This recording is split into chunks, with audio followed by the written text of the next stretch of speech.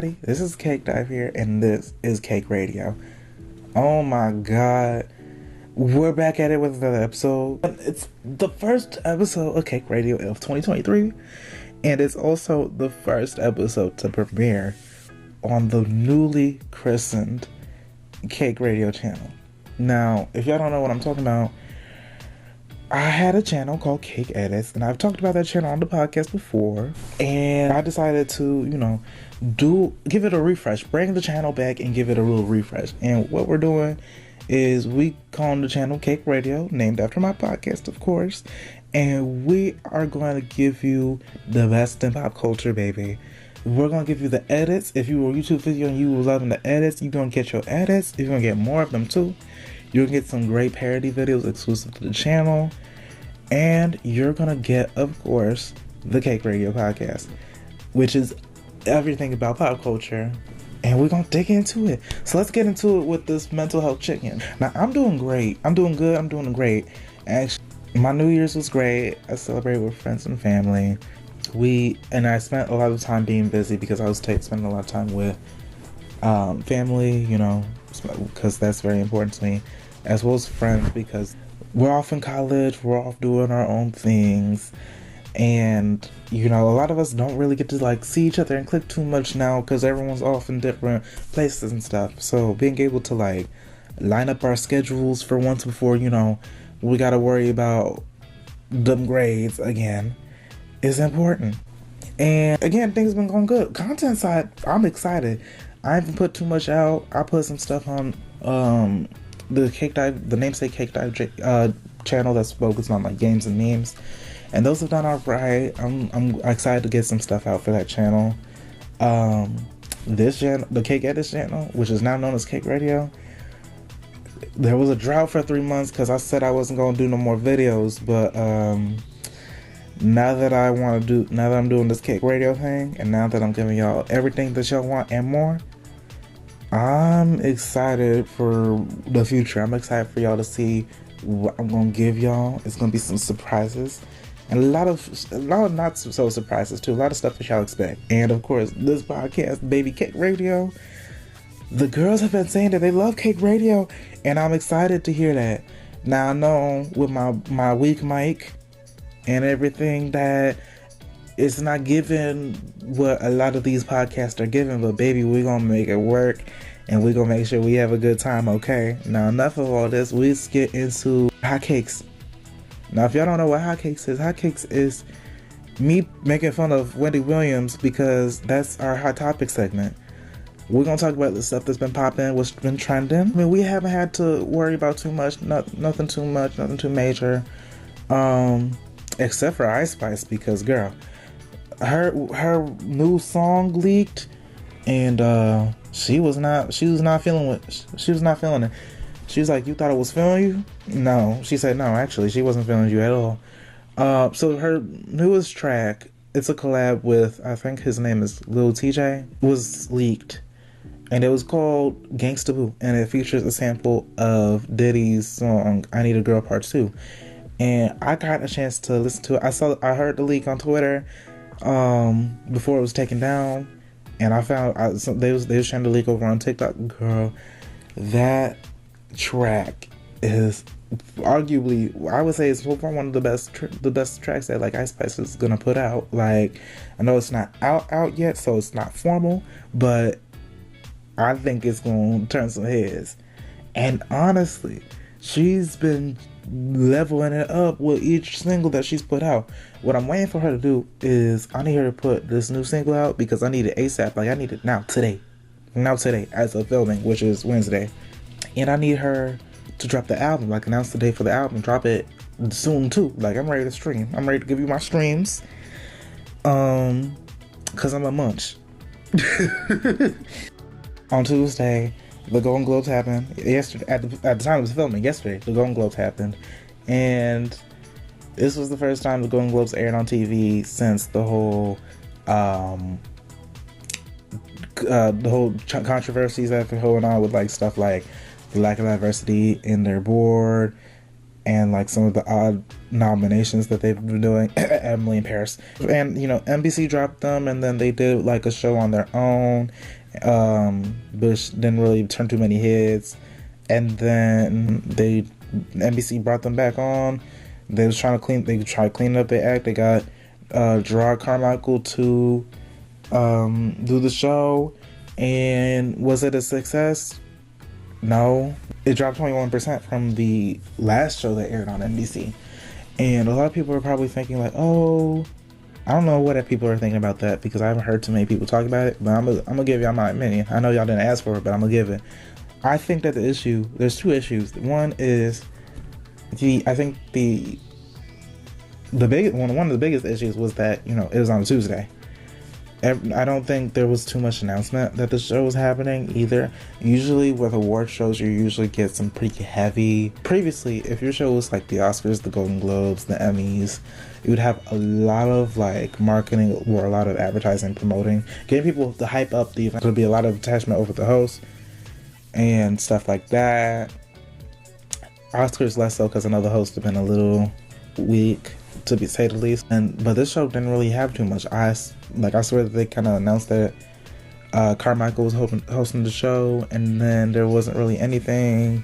And then I saw, like, at least on my end, I saw like a Twitter post like a few days before the show was gonna go up saying like, hey, the show's premiering this day on NBC and Peacock.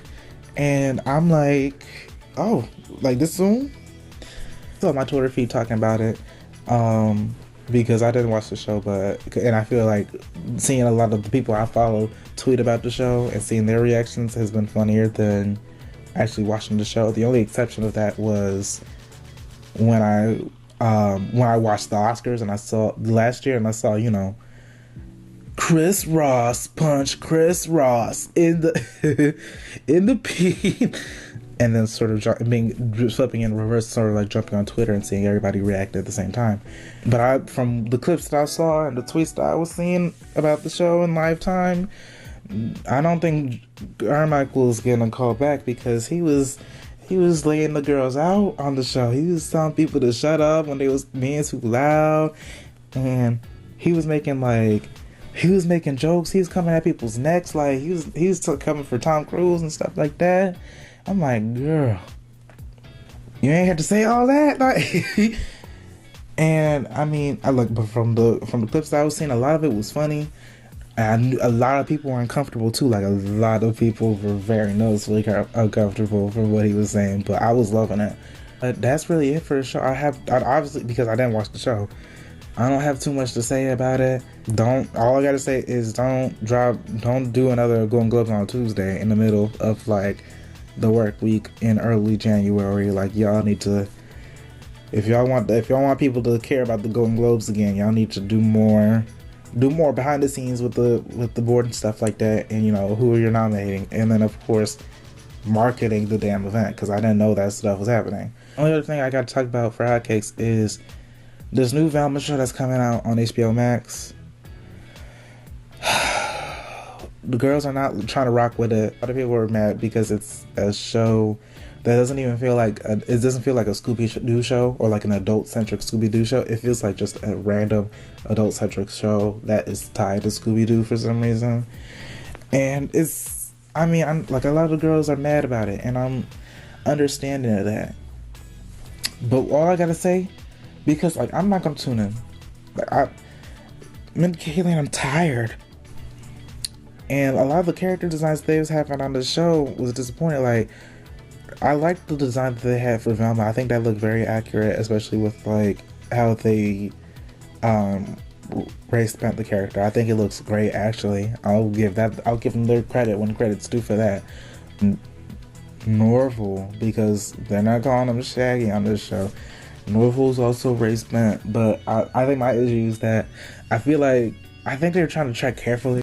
Mindy Kaling probably saw Shaggy and they're like, oh, what if we race band? I'm like, ooh, I don't know if people gonna react with this. I think they played the safe route in like giving him that short haircut, but like, if everybody knows, like everybody knows what he does and what Shaggy does in his pastime.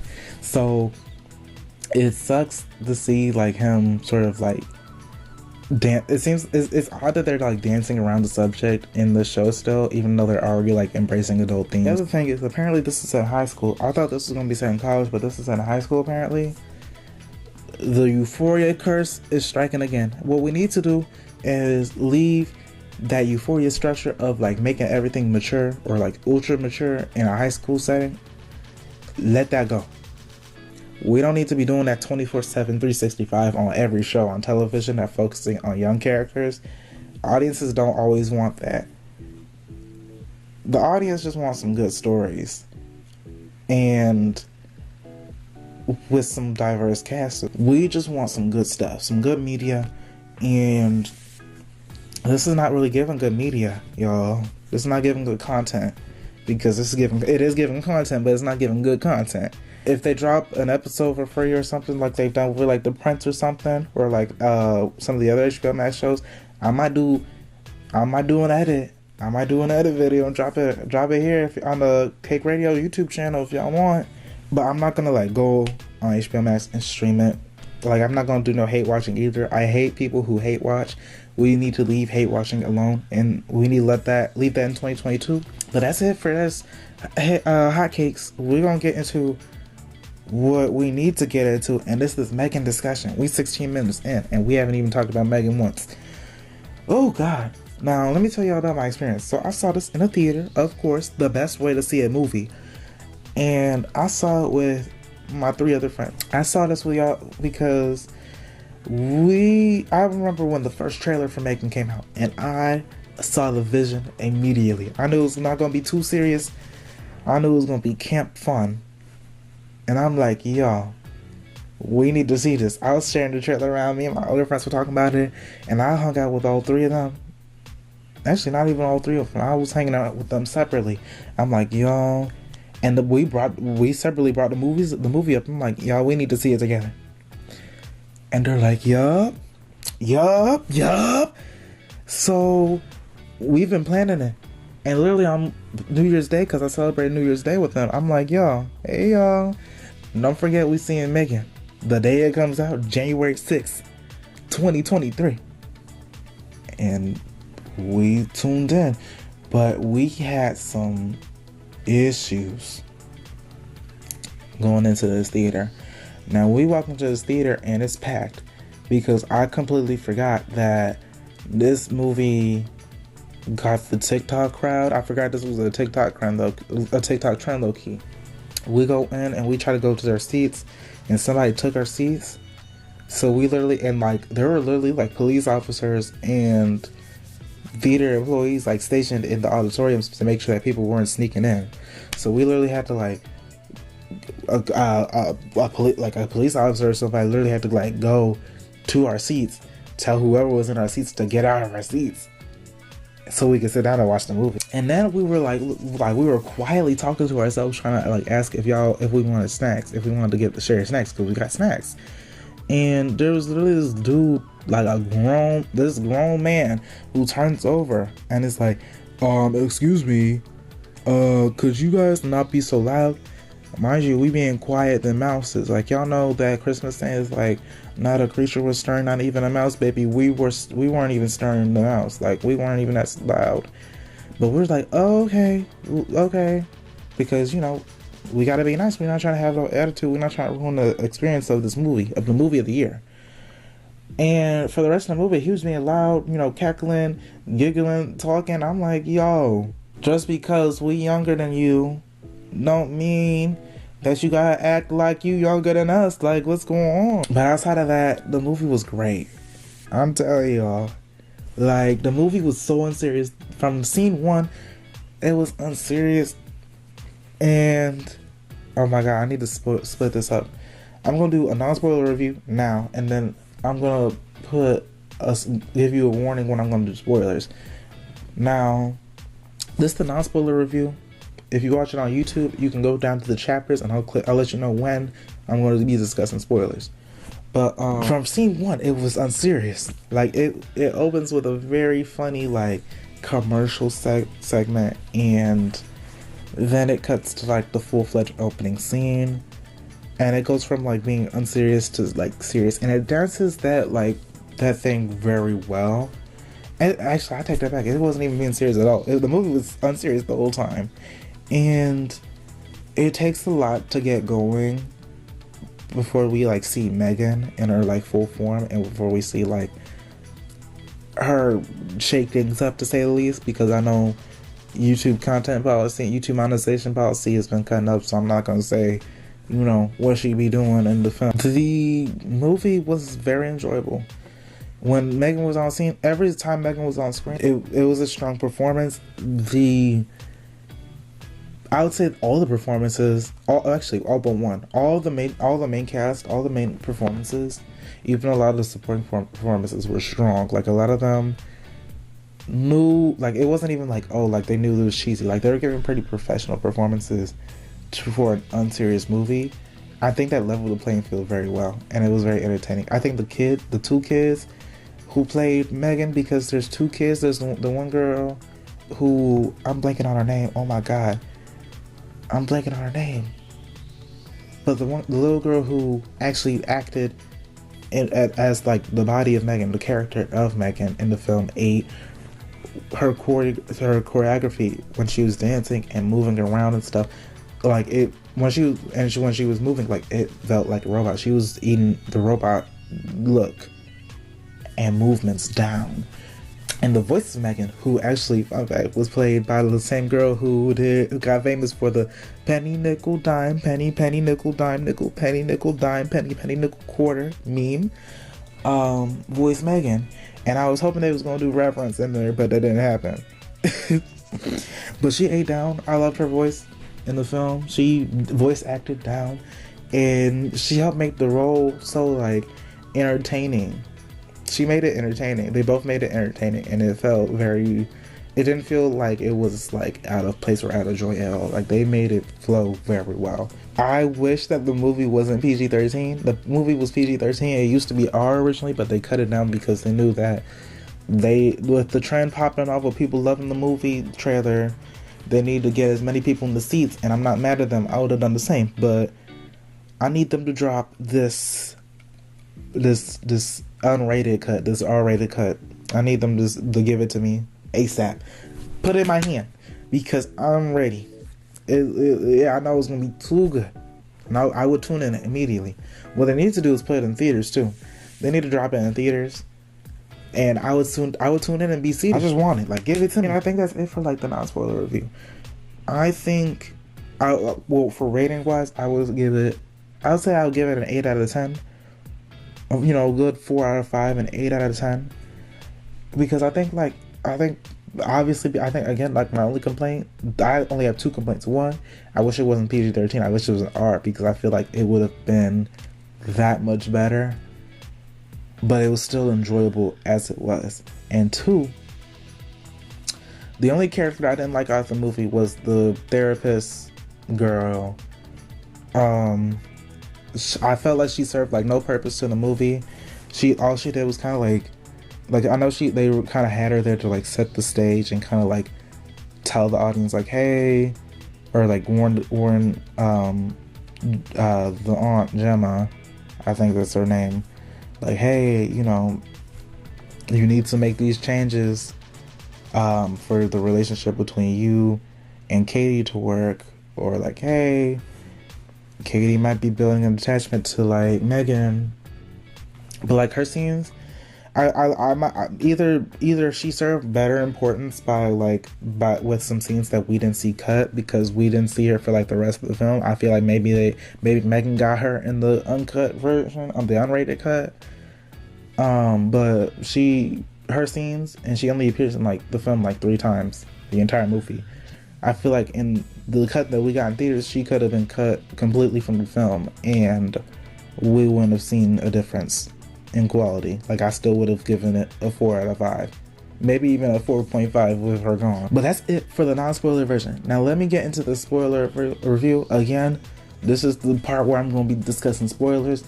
If you have not seen the movie, I recommend that you see the movie. And if you have not, click off the video now. I'm going to be dropping spoilers. If you don't care, Either you've seen the movie and you're ready for me to dig into it, or you haven't seen it and you just don't care about spoilers. One, if you're the latter, you're mad weird. But two, we're gonna still dig into it. This is the spoiler review.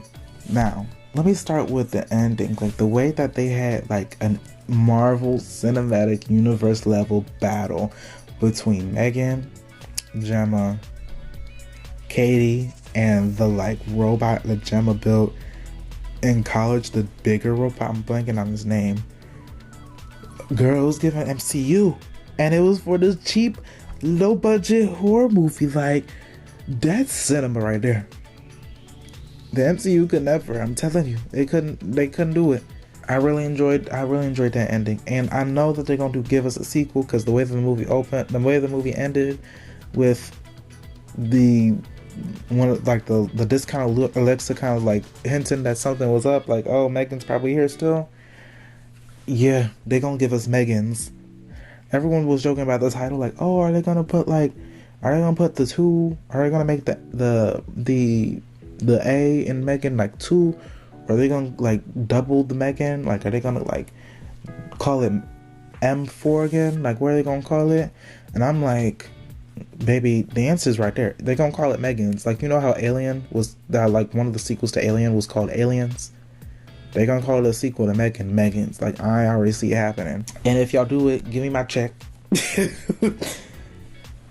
But yeah, I mean, I know it already kind of sets up for a sequel, even though they kind of didn't. It seemed like the actors didn't expect it to do as well. Not the actors. The writer and like director of the film didn't expect it to do as well as it did. I'm happy it did as well as it did. It did like over 30 million to box office opening weekend, and that's domestic. That's US, Canada, and Mexico. That was beating estimates of like 20 to 25 million when it was entering the weekend. Like, that is how good it did. It did so good that like Jason Blum over at Blumhouse and James Wan with Atomic Monster, the two production companies and people involved with this film, they were considering tying the knot. They were considering merging the studios, the production companies, and they're making more films together. And listen, if they keep collaborating and they keep making some like quality, because that's the thing. Like, I think a lot of people like forget with horror is that they like horror. In order for horror to be like successful, the things that make horror as successful of a genre as it is that it's cheap. It's very affordable genre. It's a very affordable genre. It's a creative genre, and usually it's bringing fresh faces, fresh talent, and fresh ideas to the board. It does, and I take that back. It doesn't even have to be fresh ideas. It just has to be a fresh take on an idea. Like with M3GAN, what works well with it is it doesn't take itself seriously. It knows that it's like basing itself off of like the doll or toy gone wrong playbook that like films like Child's Play have done well, and it's taking a bite out of like the AI and like technology reliance, or like AI gone wrong movies that we've seen throughout the years and decades even. It knows what the story is using, what the story is based on, what its message is, and how it's presenting itself, and it's not taking itself seriously. I feel like this movie would never have done well if it was taking itself ultra seriously. I think the creators behind this don't even realize that. I think they're like connecting it. They're thinking like, they're thinking like, oh, it's the dance. It's just the dance, or oh, like they're doing some like missing the point type, like beating around the bush type, like discussion about why they think the film did well. But the answer is just like, the film was just unserious.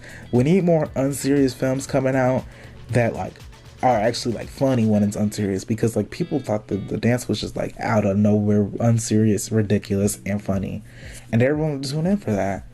And we have unserious movies out there that not even a horror that like do well. Like the Jackass films have done well, and that's like unserious white humor, like outrageous type stuff going on, and that's like that's been a hit for Paramount and like and MTV, like it's been hit. We've had like comedies come out recently, like Lost City, that literally like take bites and parodies out of like rom-coms and like erotic novels and how people treat that genre of books and stuff like that. So like and that's been a hit. That was a hit for Paramount as well. Like a lot of the films that I think that people want, a lot of the fresh films and a lot of the cheap films too, the studios need to realize that they need to be entertaining. They need to be quality. They need to be entertaining. They need to be good. And M3GAN was great, actually. I think that M3GAN is a new horror classic. I think the girls are gonna be talking about this for decades to come. But you need an original, not even original. You need a good idea. You need it to be of quality. You need it to be good.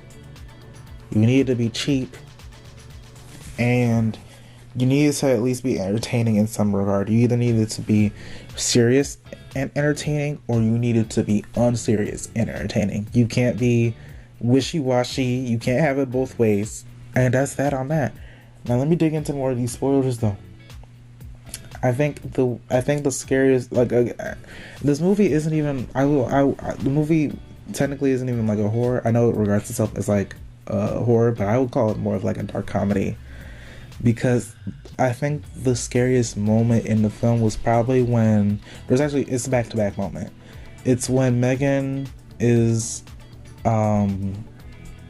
watching over Katie, and Katie's playing toys, and her toy goes to the neighbor's yard, and M3GAN sees the toy and she's going up to get it, and the dog of the neighbor jump scares and like gets M3GAN and starts attacking her.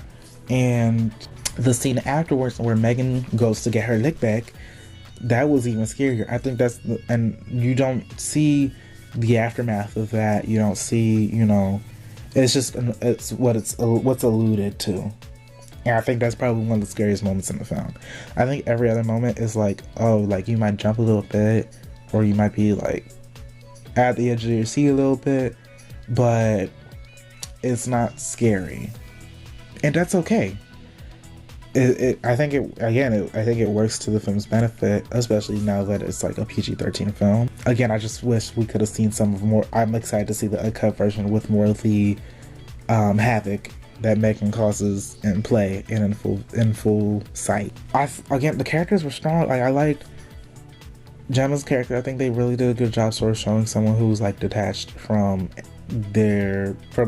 like emotion and not knowing how, and obviously not being equipped, but also seeing them like very clearly trying to avoid to be like learning how to equip themselves with the emotional intelligence needed to like have a relationship with Katie, who lost her parents. Katie, the actor who played Katie, ate down.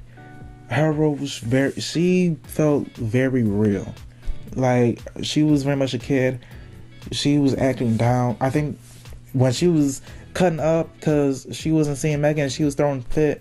She's like, "Where's M3GAN? I need to see M3GAN." Like, that was a little too good. Girl, what's going on at home? Like, it was a little too good. She ate that roll up. And I'm hoping she gets a strong career in Hollywood as long as she wants it, of course. The neighbor was funny. She was funny. She was on serious. Like, she was literally every scene that she was in, she was wearing like pajamas from Kmart. Like, it was it was so serious. The CEO was funny. Like, you're not supposed to sympathize with him, and he makes it very it's near impossible to sympathize with him, but you can laugh at him. And like, I think the satire and like the parodies, that the jokes that it makes about like the toy industry, the tech industry, how like stuff is marketed to people, and how like people in tech and react to things is just, it's gold, honestly. But yeah, that's all I got for that. I really enjoyed this movie. 8 out of 10 or a 4 out of 5, depending on how you see your scale. I recommend this movie to everybody. Literally. Like, unless you're like a very little kid who shouldn't be watching this movie, I recommend this to everybody, and I recommend you see this in the theater with a crowd. Hopefully your crowds are a little bit more controlled, a little bit better than mine was. Don't see it like it's been a little bit of time since opening night, so people probably aren't cutting up as much as they were in my auditorium. But you know, I hope you see this in an audience who is as entertained and thought this was as funny as I did. Yeah, see this in the theater. Like, this is the experience to see in the theater. Like, this, you're not gonna be able to. I feel like you can enjoy this experience at home when this hits home, but this is not gonna be as much of like an experience as it is in the theater. It's a movie. It's like a real go to the theater movie. But that's all I got for Cake Radio, y'all. Oh my god, another episode done. I hope y'all enjoyed this episode. If you're listening to this on a podcast platform, subscribe to the podcast. Make sure you turn the notifications on for more episodes. Share it with your friends. Share it with your family. If you're listening to this on YouTube, girl, I love you all. I'm hoping y'all enjoy this first episode on the channel. If y'all want me to do more, I hope y'all enjoy more episodes, because baby, I committed to this. So if y'all not clicking with this, we gonna be in some trouble. But if y'all like it, drop a like, drop a comment. Let me know what y'all thought about M3GAN in the comments below, and tell me what topics y'all want me to talk about. Like, this is our podcast. This is our podcast, and we're gonna be talking about good things, having good vibes, but good vibes only. And also subscribe to the channel, turn those notifications on. Not too many of y'all be turning those notifications on, and it be pissing me off. Turn the notifications on. Y'all know y'all want these videos, and if you miss these videos, do we have a problem, man? Like, you're gonna have a problem. Like, the problem is you're gonna miss these good videos, I'm telling y'all. But that's it from me. This has been Cake Radio, a ZCN Sounds podcast, and a CakeDive podcast.